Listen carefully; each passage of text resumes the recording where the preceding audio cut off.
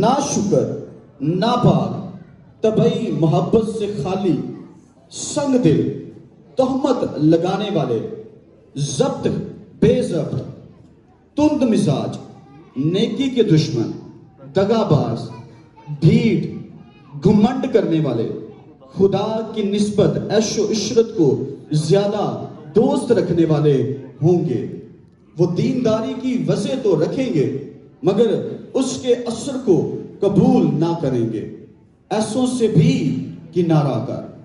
انہی میں سے وہ لوگ ہیں جو گھروں میں دبے پاؤں گھس آتے ہیں اور ان چھچھوری عورتوں کو قابو میں کر لیتے ہیں جو گناہوں میں دبی ہوئی ہیں اور طرح طرح کی خواہشوں کے بس میں ہیں اور ہمیشہ تعلیم پاتی رہتی ہیں مگر حق کی پہچان تک کبھی نہیں پہنچتی۔ اور جس طرح کے ینیوس اور امبروس نے موسیٰ کی مخالفت کی تھی اسی طرح یہ لوگ بھی حق کی مخالفت کرتے ہیں اور یہ ایسے آدمی ہیں جن کی عقل بگڑی ہوئی ہے اور وہ ایمان کے اعتبار سے نامقبول ہیں مگر اس سے زیادہ نہ بڑھ سکیں گے، اس واسطے کہ ان کی نادانی سب آدمیوں پر ظاہر ہو جائے گی جیسا ان کی بھی ہو گئی تھی۔ کلام خدا کا پڑھا سنا اور قبول کیا جانا ہم سبوں کے لیے باعث برکت ہو۔ خدا ان کا شکر ہو۔ ایماندار کا فرض ہے، یہ جو مسیح کے ماننے والے ہیں یہ ان کا فرض ہے کہ وہ سچائی کو مانیں اور اس کے مطابق چلیں، اور ایک ایماندار پر یہ فرض ہے کہ وہ کلام کی منادی کرے۔ کیا کرے؟ ایماندار پر کیا فرض ہے؟ کلام کی منادی کرے۔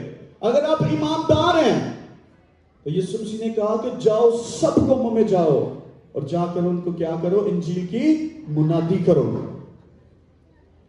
کہ آپ کا رویہ کیسا ہونا چاہیے، آپ کا ایٹیٹیوڈ کیسا ہونا چاہیے، آپ کا کردار کیسا ہونا چاہیے، آپ کا اخلاق کیسا ہونا چاہیے، جس میں سے آج ہم یہ مضمون دیکھ رہے ہیں کہ ایماندار اور غیر ایماندار میں کیا فرق ہونا چاہیے۔ یہ موازنہ آج آپ نے کرنا ہے۔ یہ جو باتیں ہم نے پڑھی ہیں آج ان کو اپنی زندگی کے اندر لینا ہے اور آپ نے موازنہ کرنا ہے کہ کون سی باتیں بطور ایماندار میرے اندر ہونی چاہیے اور کون سی ایسی باتیں ہیں جو بطور ایماندار میرے اندر نہیں ہونی چاہیے۔ یہ اس حوالے کے اندر آپ کو ملے گا۔ اور تیسری بات جو اس حوالے کے اندر آپ کو ملے گی وہ ہے جھوٹے استاد جو اخیر زمانہ کے اندر اٹھ کھڑے ہوں گے۔ غلط تعلیمات، ایسی بدعات اٹھ کھڑی ہوں گی جو آپ کو بیگا روی کا شکار کر دیں گی، جو آپ کو دوسری طرف لے جائیں گی، جو بائبل کی باتوں کے برعکس آپ کو منتشر کر دیں گے، آپ کے خیالات منتشر کر دیں گے۔ یہ حوالہ تیسری بات بیان کرتا ہے کہ جھوٹے استادوں سے کیا رہنا ہے؟ باخبر رہنا ہے، اور غلط تعلیمات سے، بدعات سے باخبر رہنا ہے۔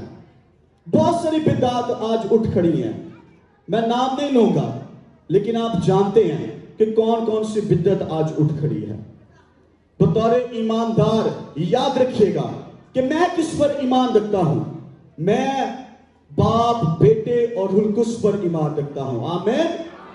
اور کہ یسوع مسیح قابل مطلق خدا وہ میری زندگی کا ماننے والا ہے۔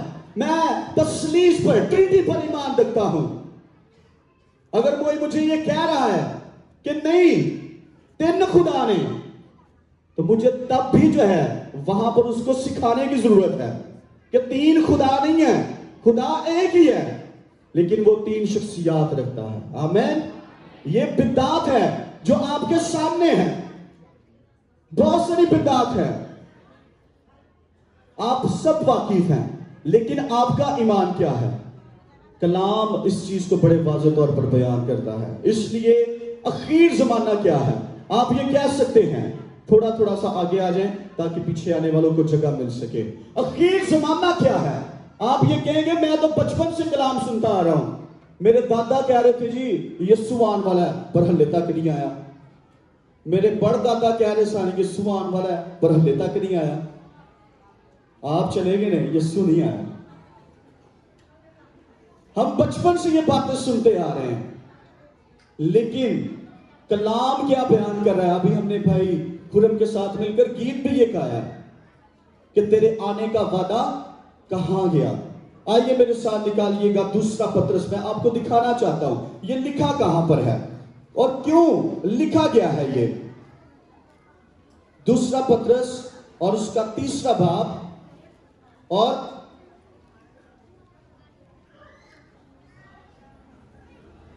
3 آیت سے میں آپ کے سامنے پڑھوں گا۔ تھوڑا سا آگے آ جائیں تاکہ پیچھے آنے والوں کو جگہ مل سکے، اور بڑے غور سے سنیے گا۔ ہم سب اس بات کو کہہ رہے ہیں، یہ اخیر زمانہ چل رہا ہے۔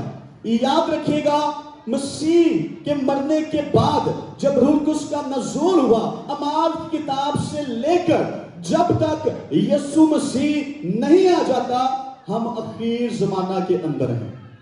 اور کلام بڑے واضح طور پر بیان کرتا ہے کہ ان وقتوں میعادوں کے بارے میں کوئی نہیں جانتا کہ یسوع مسیح کب آ جائے۔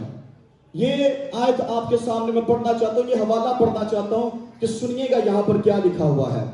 دوسرا پترس 3 باب اور اس کی 3 آیت سے لکھا ہوا ہے، اور یہ پہلے جان لو کہ اخیر دنوں میں ایسے ہی ہنسی ٹھٹھا کرنے والے آئیں گے جو اپنی خواہشوں کے موافق چلیں گے۔ کون سے زمانے میں؟ پیچھے والے نہیں، کون سے زمانے میں؟ اخیر زمانے میں۔ اب آپ نے تعین کرنا ہے کہ آپ کون سے زمانے میں سے گزر رہے ہیں۔ یہاں پر لکھا ہے 4 آیت میں، اور کہیں گے کہ اس کے آنے کا وعدہ، سن نہیں رہے کیا لکھا ہے یہاں پر؟ کہ اس کے آنے کا وعدہ کہاں گیا؟